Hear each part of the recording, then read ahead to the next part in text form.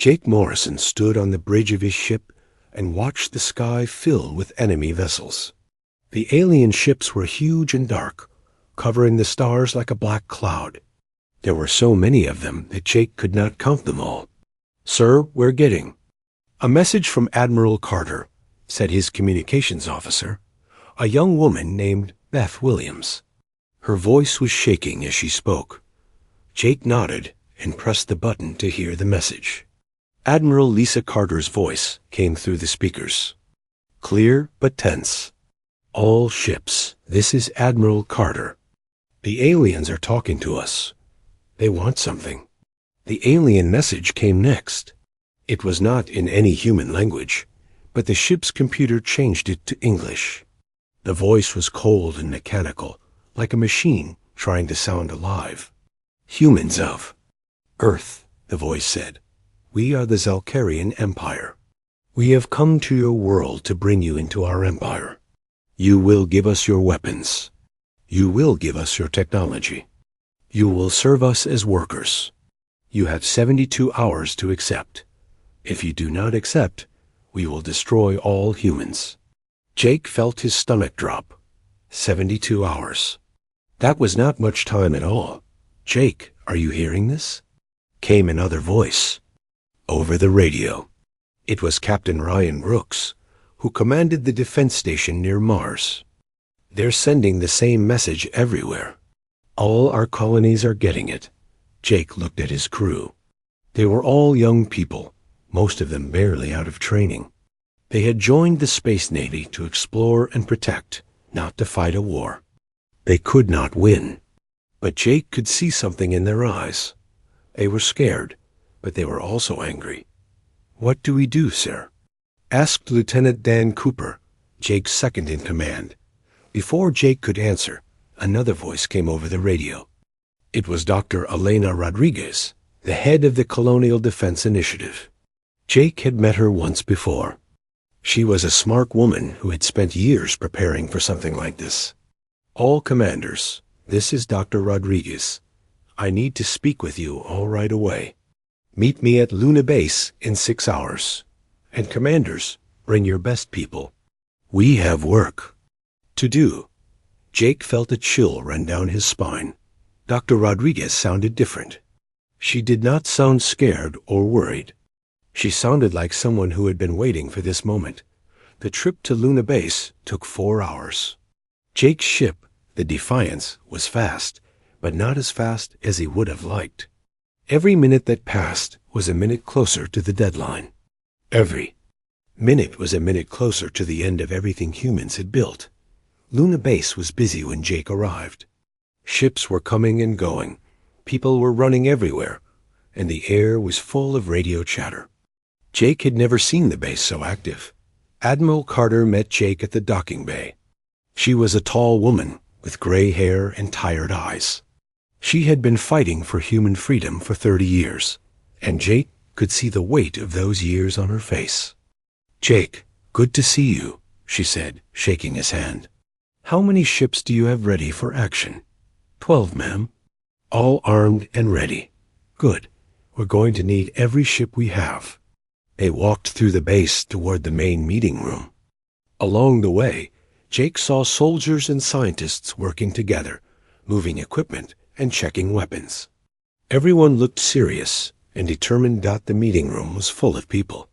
Jake recognized some of them, other ship commanders, base commanders, and scientists. But there were also people he did not know. People who looked like they had been preparing for war for a long time. Dr. Rodriguez stood at the front of the room. She was a small woman with dark hair and bright eyes. When she spoke, everyone listened. "Friends," she said, "the Zalkarians think they have us trapped. They think we will give up because we are outnumbered. They think we will bow down to them because we are afraid." She pressed a button, and a hologram appeared in the center of the room. It showed the solar system with all the human colonies. Marked in blue, the Zalkarian ships were marked in red. There was a lot more red than blue. "They are right about one thing," Dr. Rodriguez continued. "We cannot fight them and win. Their ships are too strong, and they have too many of them. If we try to fight them in space, they will destroy us." Jake heard people shifting in their seats. Some of them were whispering to each other. This was not what they wanted to hear. "But," Dr. Rodriguez said, raising her voice, "they are wrong. About something very important. They think we will give up our freedom to save our lives. They think we will become slaves to keep breathing." She looked around the room, meeting the eyes of everyone there. They do not understand humans. They do not understand that some things are more important than staying alive. They do not understand that we would rather die free than live as slaves. Jake felt something stirring in his chest. It was not fear anymore. It was something else, something stronger. For the past 5 years, we have been preparing for this day. We have been getting ready for the moment when someone would try to take our freedom away. We have been building something. Something that will make sure that if we cannot stay free, then no one will benefit from our slavery. Dr. Rodriguez pressed another button. The hologram changed to show detailed plans of all the human colonies. But these were not normal colony plans. These were plans for something else, something that made Jake's blood run cold. "Ladies and gentlemen," Dr. Rodriguez said, "let me tell you about Project Prometheus. Let me tell you how we are going to make sure that the Zelkarians regret ever coming to our solar system." Jake listened as Dr. Rodriguez explained the plan. It was terrible and beautiful at the same time. It was a plan that would make sure humans never became slaves. It was a plan that would leave the Zelkarians with nothing but ashes and regret. She finished speaking. The room was quiet. Everyone was thinking about what they had just heard.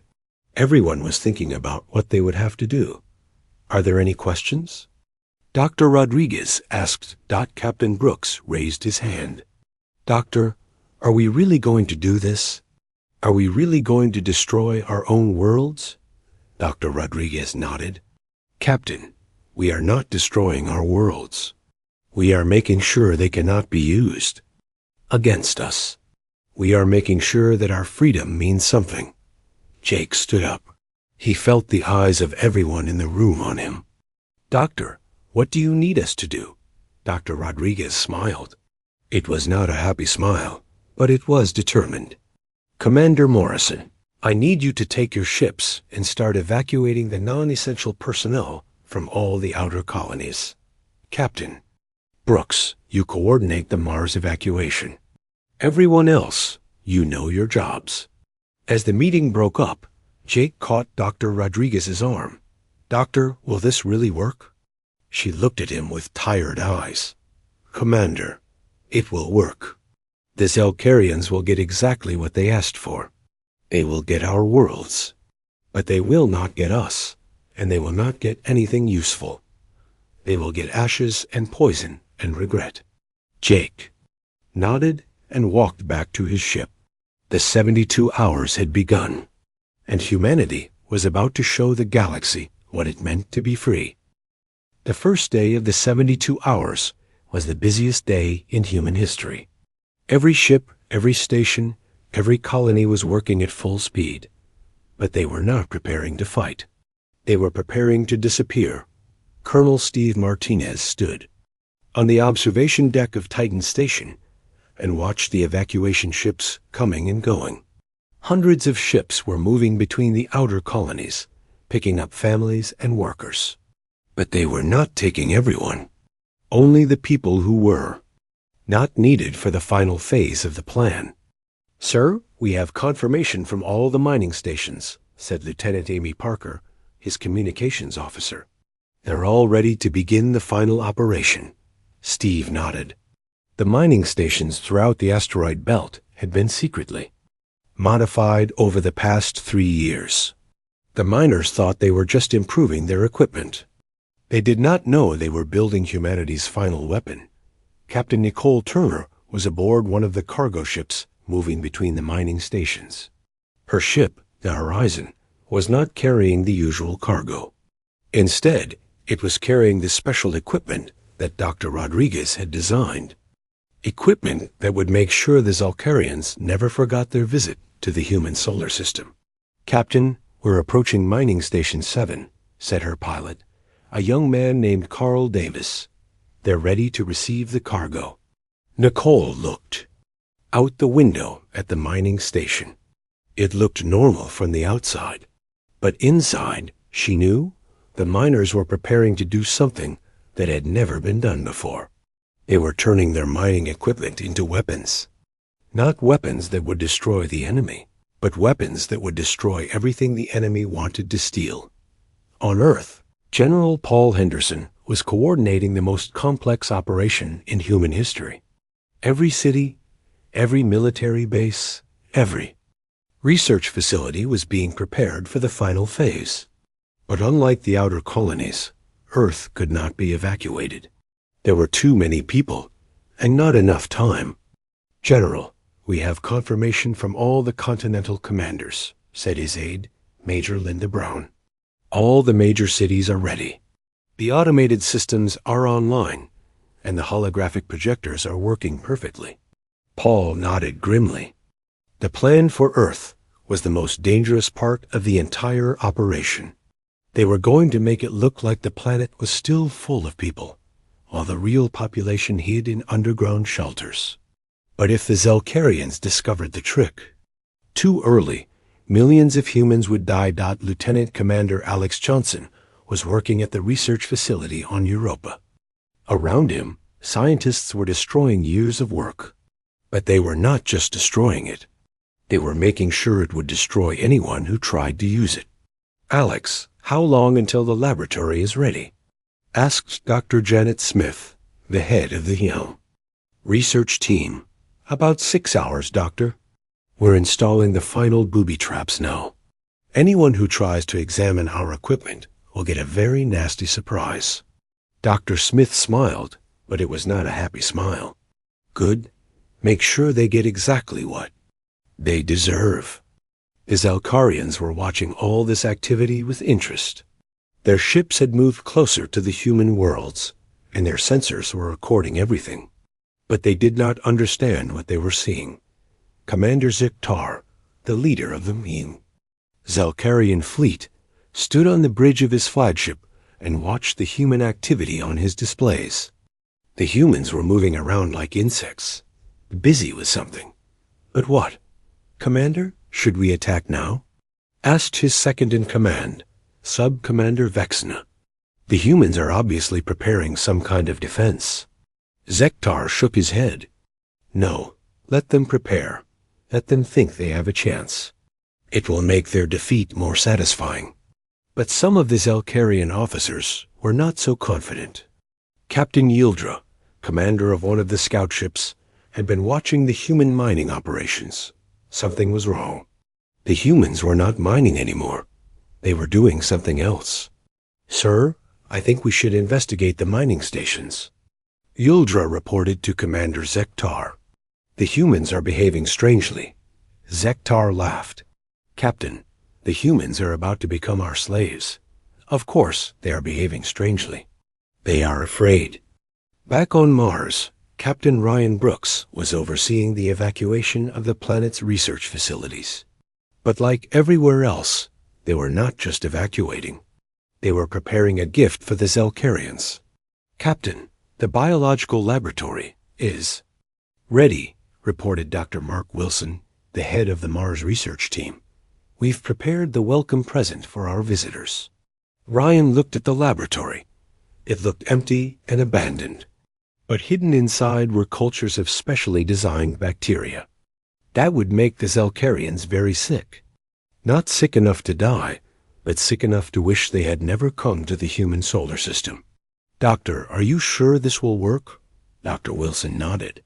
"Captain, we've been studying Zalcarian biology for 2 years, ever since we first detected their ships. We know exactly how their immune system works. These bacteria will spread through their bioships like wildfire." On Venus, the cloud cities were being prepared for a different kind of destruction. The floating cities could not be evacuated completely, but they could be rigged to fall from the sky at the right moment. Commander Gary White was overseeing the preparation of the fusion reactors that kept the cities aloft. "Sir, all the reactors are ready," reported Engineer Tony Clark. "When we activate the program, the cities will fall and the reactors will overload. The resulting explosion will contaminate the entire atmosphere." Gary nodded. "Make sure the timing is perfect. We want the Zelkurians to see the cities fall. We want them to understand that we chose this. The asteroid belt was the most active place in the solar system. Every mining station, every processing facility, every storage depot was being modified. But the modifications were not visible from the outside. The Zelkurians scanning the belt would see normal mining operations right up until the moment of truth." Chief Engineer Susan Davis was aboard the largest mining station, Ceres Base. She was overseeing the installation of the final components of Dr. Rodriguez's plan, the components that would turn the entire asteroid belt into a weapon. "Susan, how long until we're ready?" asked Base Commander Kevin Adams. "About 12 hours, sir. We're installing the quantum resonators now. Once they're active, every piece of metal in the belt will become unstable. The Zelkurians won't be able to use any of it." Back on Earth, the final preparations were being made. The real population was moving into the underground shelters that had been built in secret over the past 3 years. On the surface, holographic projectors were creating the illusion that life was continuing normally.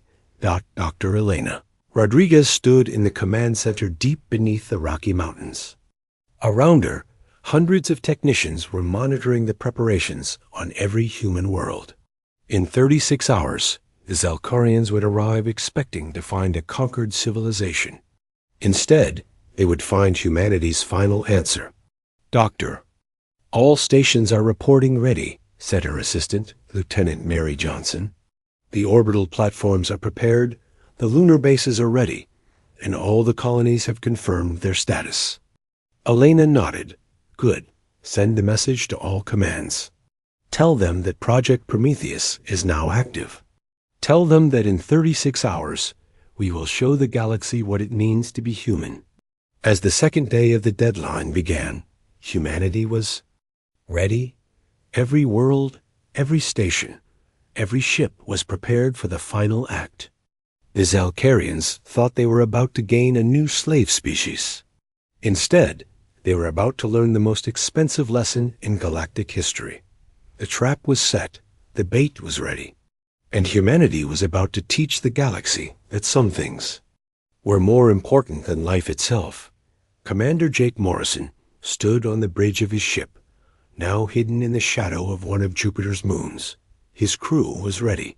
His ship was ready. And in 36 hours, the Zelkurians would discover that they had made a terrible mistake.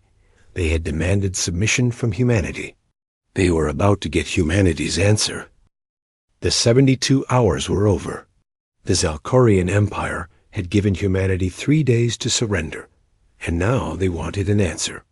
Commander Zektar stood on his flagship and prepared to receive the human response. He expected begging. He expected pleading. He expected complete surrender. Instead, he got something that would haunt him for the rest of his life. The message came from every human world at the same time. It was not from their leaders or their military commanders. It was from ordinary people, farmers and teachers, engineers and doctors, parents and children. They all spoke the same words, but each in their own voice. Captain Sam Roberts was one of the speakers. He stood in what looked like the command center of Mars Colony, but was actually a holographic projection. The real Mars Colony was empty, its people hidden in underground shelters. But the Zelkurians did not know that. "People of the Zelkurian Empire," Sam said, looking directly into the camera, "we have heard your demand. You want us to surrender. You want us to give you our weapons and our technology. You want us to serve you as slaves." Sam paused, letting his words sink in. Across the galaxy, other humans were saying the same thing from their own worlds. "We are human," Sam continued. "We come from a small planet around a small star. We have only been traveling in space for a few hundred years. We are young, and we are small, and we are weak." On Earth, Dr. Elena Rodriguez spoke from what appeared to be the United Nations building. But like Mars, it was just a projection. The real building was empty, rigged to explode when the Zelkarians came to investigate. "But we are also free," Elena said. "We have never bowed to anyone. We have never accepted slavery. We have never given up our right to choose our own path." The message continued from colony after colony, from mining stations in the asteroid belt, from research facilities on the moons of Jupiter, from every place where humans lived and worked. "You have given us a choice," said Captain Ryan Brooks from what looked like the Mars Defense Station. "Submit to slavery or be destroyed. You think this is an easy choice. You think we will choose to live as your slaves rather than die as free people." Commander Zektar watched the human transmission with growing confusion. This was not what he had expected. The humans were not begging. They were not pleading. They were speaking to him as equals, which was impossible. They were nothing more than a primitive species about to become slaves. "You are wrong," said Jake Morrison from the bridge of what appeared to be a human warship. But Jake was not on his ship. He was speaking from a hidden bunker on one of Jupiter's moons. "We will not choose slavery. We will not choose to live on our knees." The message reached its climax as speakers from every human world said the same words at the same time. "We choose freedom. We choose to stand. And if you want our worlds, you can have them. But you will not get what you came for. You will not get slaves. You will not get technology. You will not get resources." Lieutenant Commander Alex Johnson spoke from what looked like the research facility on Europa. "You will get nothing but ashes and poison and regret. You will get the knowledge that you failed to break the human spirit." The transmission ended with a simple statement that would echo through galactic history. "We are human. We bow to no one." Commander Zektar stared at the blank screen for a long moment. Then he began to laugh. "Foolish creatures. They think they're brave words will save them. Begin the attack. Show them what happens to species that defy the Empire." The Zelkarian fleet moved forward, their bioships pulsing with energy. They advanced on the human worlds, expecting to crush the pathetic resistance and claim their new slaves. But something was wrong. The human warships that had been guarding the worlds were gone. The defense stations were silent. The orbital platforms were not responding to hails. "Sir, we're not detecting any human military vessels," reported Sub-Commander Vexina. "They seem to have withdrawn." Zektar frowned. "Withdrawn where?" "Run deep scans. Find their ships." But the scans found nothing. The human military had simply vanished. Captain Yildra, commanding one of the scout ships, approached Earth first. The planet looked normal from space. Cities glowed with light. Orbital stations rotated peacefully. Satellites moved in their regular patterns. "Sir, Earth looks normal," Yildra reported. "But I'm not detecting any ship traffic, no communications, no response to our hails." "Land and investigate," Zektar ordered. "Take a full battalion. If the humans are hiding, find them." As the first Zelkarian troops landed on Earth, they found cities full of people going about their daily lives. But something was wrong. The people did not seem to notice the alien soldiers. They did not run in fear. They did not react at all. "Sir, the humans are ignoring us," reported the landing force commander. "They're acting like we're not here." It took several hours for the Zelkarians to realize the truth. The humans they were seeing were not real. They were holograms. The cities were full of projections and automated systems. The real humans were gone. But where had they gone? Captain Julie Peterson knew the answer.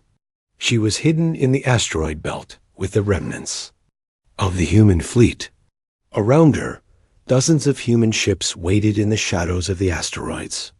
They watched as the Zelkorian fleet spread out to investigate the human worlds. "Captain, they're landing on Mars now," reported her sensor operator.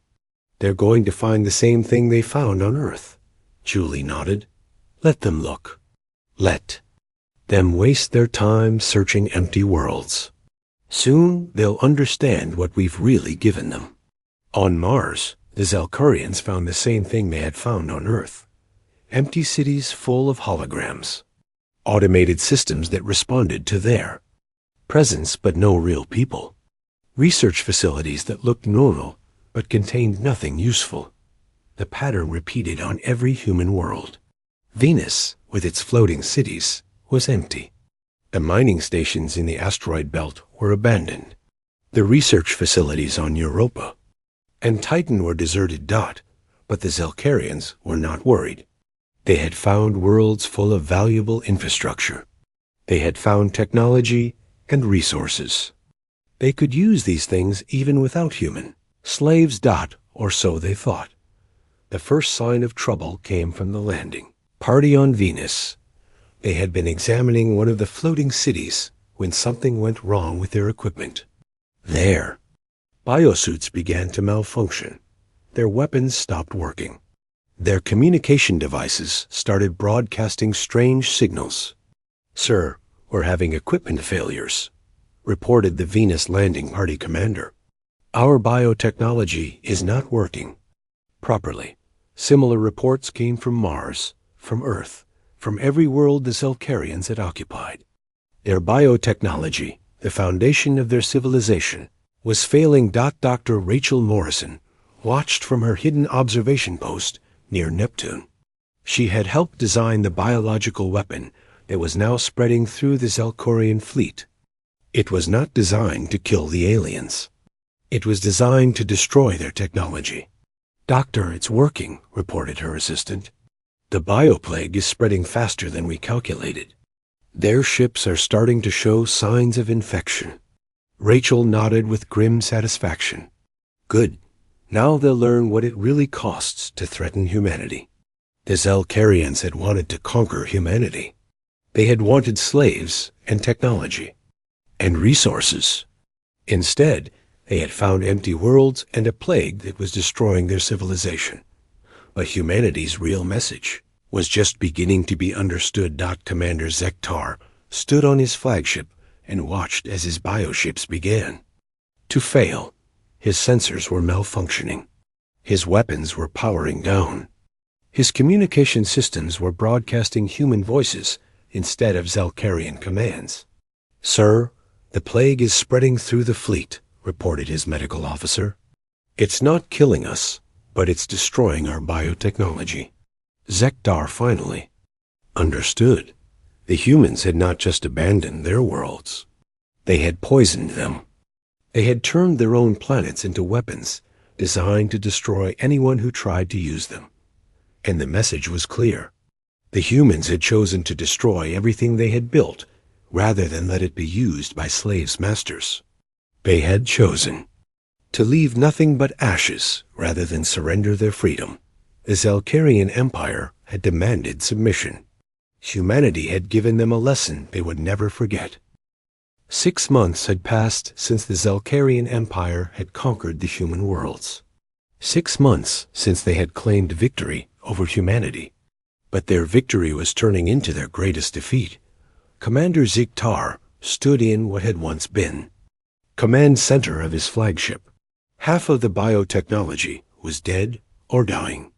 The walls, which had once pulsed with living energy, were now gray and lifeless. The ship that had once been a proud symbol of Zelkarian power was now barely able to stay in space. "Sir, we're getting reports from all the occupation forces," said Sub-Commander Vexena. Her biosuit was patched with mechanical parts because the living components had died. "The plague is spreading faster than ever." Zektar nodded grimly.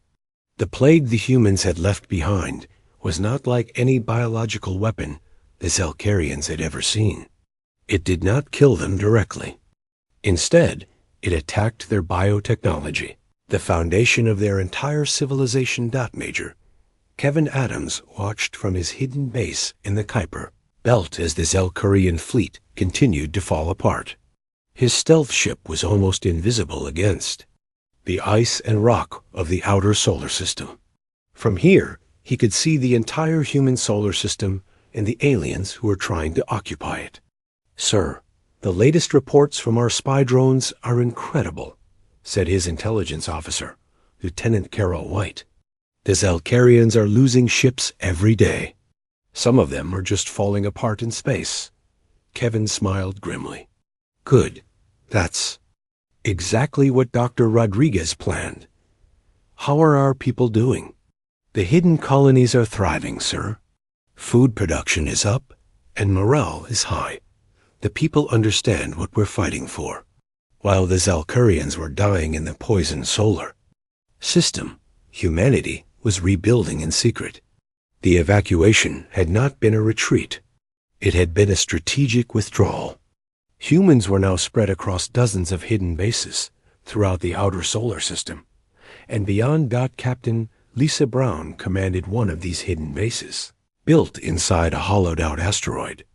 The base looked like a piece of space rock from this outside, but inside it was a thriving community of 5,000 people. "Captain, we're getting reports from the other hidden bases," said her communications officer, Lieutenant Mike Johnson. "All of them are reporting the same thing. The Zelkarians are getting desperate."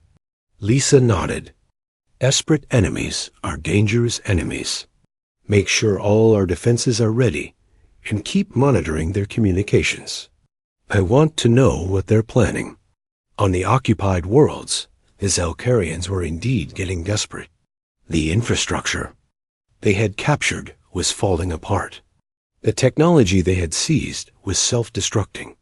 The resources they had wanted to steal were poisoned or corrupted. Captain Yildra, now commanding the ground forces on Earth, stood in what had once been New York City.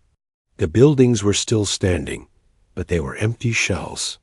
The power plants were running, but they were producing electricity that damaged Zelkarian equipment.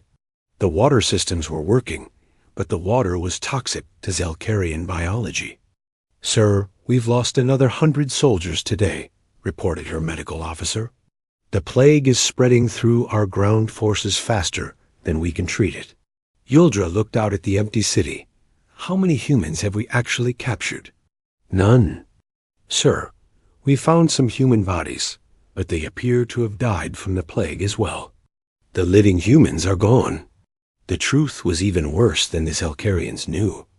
The human bodies they had found were not real.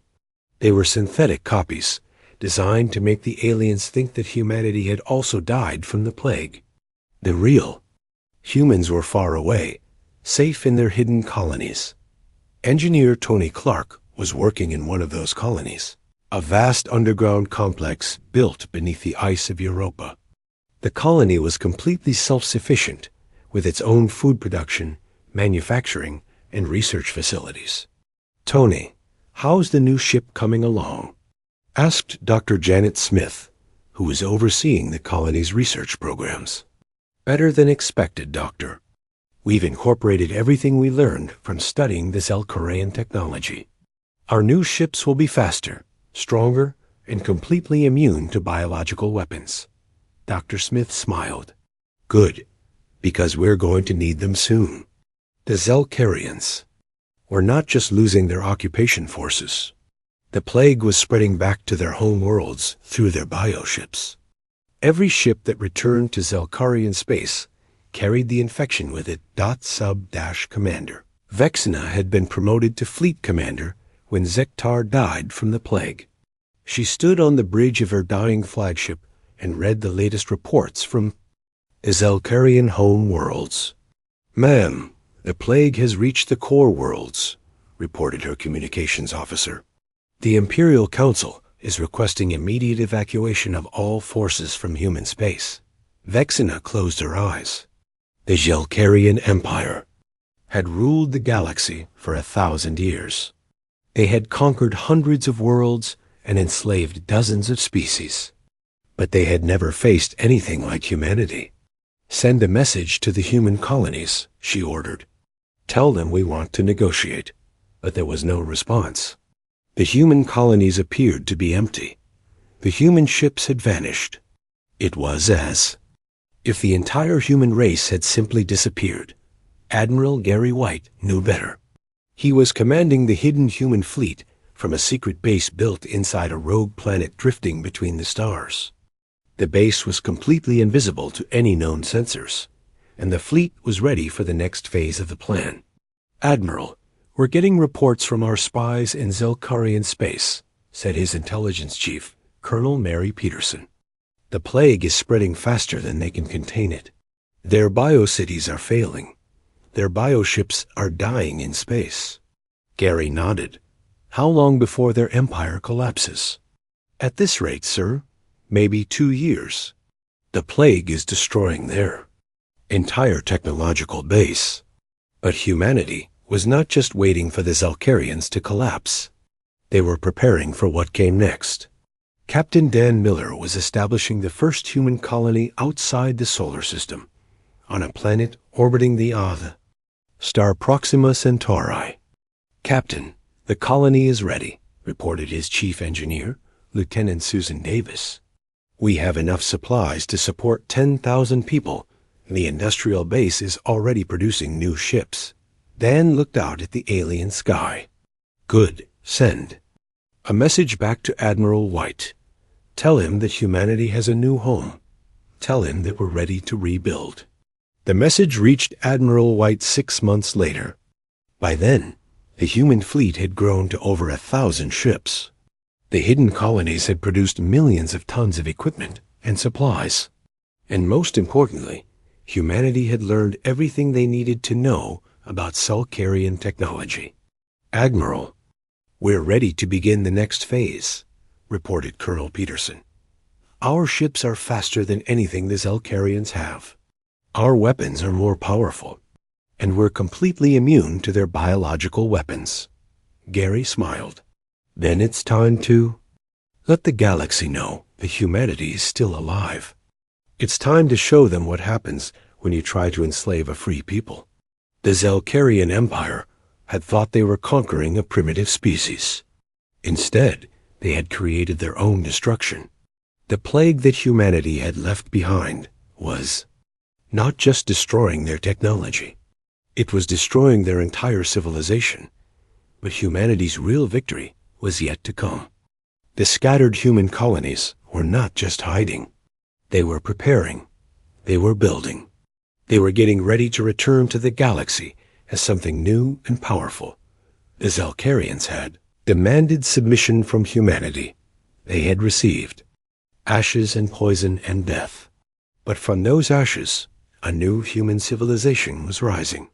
A civilization that would make sure that no one would ever again try to enslave the human race. Commander Frank Davis, now leading the human diplomatic mission, prepared to make first contact with the other species of the galaxy. The message he carried was simple but powerful. We are human. We have survived. We have learned, and we will never bow to anyone. The Zelkarian Empire was dying, but humanity was just beginning to show the galaxy what it really meant to be free. 2 years had passed since the Zelkarian Empire had first demanded humanity's submission. 2 years since they had occupied the human worlds. 2 years since they had discovered that conquering humanity was the worst mistake in their history. Zelkarian Empire was dying. Their great biocities were falling from the sky. Their bioships were breaking apart in space. Their technology, built over thousands of years, was turning to dust and poison. Sub-Commander Vexina, now the last surviving member of the original invasion fleet, stood in what remained of her command center. The walls were gray and dead. The air recycling system was failing. Half of her crew was dead, and the rest were dying slowly. "Mom, we're getting a transmission," said her communications officer, one of the few Zelkarians still alive on the ship. It's from the humans. Vexena felt her heart race. The humans had been silent for 2 years. No one had seen them. No one had heard from them. Many Zelkarians believed they had all died from the plague they had created. Put it through. She ordered. The screen flickered to life, showing a human face. It was Admiral Gary White, though Vexena did not know his name. He was sitting in what appeared to be the command center of a powerful warship. Behind him, Vexena could see other humans working at control stations. "Greetings, Sub-Commander," Gary said in perfect Zelkarian. "My name is Admiral Gary White of the Human Defense Fleet. I believe you have something to say to us." Vexena swallowed hard. The human looked healthy and strong. His ship looked new and powerful. This was not what she had expected from a species that was supposed to be extinct. "Admiral," she said, her voice shaking, we want to negotiate. We want to end this war." Gary's expression did not change. "War?"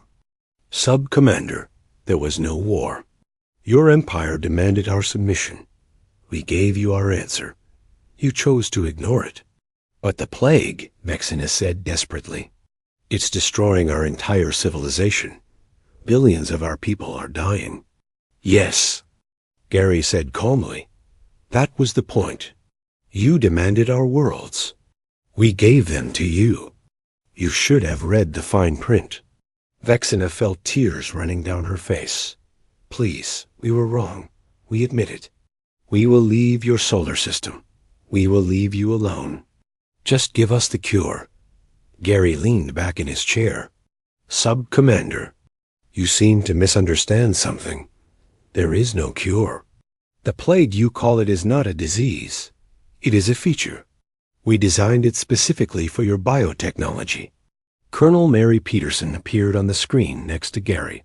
She was holding a datapad with information about the Zelkarian Empire. "Sub-Commander," Mary said, "let me explain what has happened to your empire. 2 years ago, you had 12,000 worlds, 3 billion bioships, a population of over 5 trillion beings. Today, you have fewer than 1,000 worlds still, functioning. Most of your ships are dead in space. Your population has dropped to less than 1 trillion. Vexena stared at the numbers in horror. "How do you know this?" "Because we've been watching," Gary said. "We've been learning. We've been preparing. Did you really think we would just disappear?" The truth was that humanity had not just survived the Zelkarian invasion. They had used it as an opportunity to expand across the galaxy. While the Zelkarians were dying in the poisoned solar system, humans had been establishing colonies on hundreds of worlds. Captain Dan Miller was commanding one of those colonies on a planet called New Earth. The colony was thriving, with over 50,000 residents and a growing industrial base. "Captain, we're getting reports from the other colonies," said his communications officer, Lieutenant Beth Carter.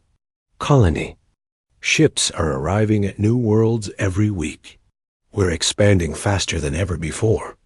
Dan nodded. "Good. How many colonies do we have now?" "Over 300, sir, and more are being established every day." Back on the dying Zelkarian ship, Vexena was learning the true scope of humanity's expansion. Admiral White was showing her a map of the galaxy, with human colonies marked in blue and dying Zelkarian worlds marked in red. "As you can see," Gary said, "humanity is no longer confined to one solar system. We have spread across the galaxy. We have made contact with other species. We have told them what happened when the Zelkarian Empire tried to enslave us." Vexena looked at the map in shock. The humans had not just survived, they had thrived. They had turned their defeat into the greatest expansion in galactic history. "But how?" she whispered. "How did you do this so quickly?" Colonel Peterson smiled. "Sub-Commander, you gave us the perfect motivation. You showed us what happens when we stay in one place. You taught us that we need to spread out, to be ready for the next empire that thinks it can enslave us. Dr. Elena Rodriguez appeared on the screen. She looked older than she had 2 years ago, but her eyes were still bright with intelligence and determination. "Sub-Commander," Elena said, "I want to thank you. Your invasion gave us exactly what we needed. It gave us the excuse to do what we should have done years ago. It gave us the motivation to claim our place in the galaxy." "You're welcome," Vexana said bitterly. "I'm glad our suffering has been useful to you." Elena's expression softened slightly. "Sub-Commander, your people are not evil. They are just used to being the strongest. They forgot that strength is not the same as wisdom. They forgot that some things cannot be taken by force."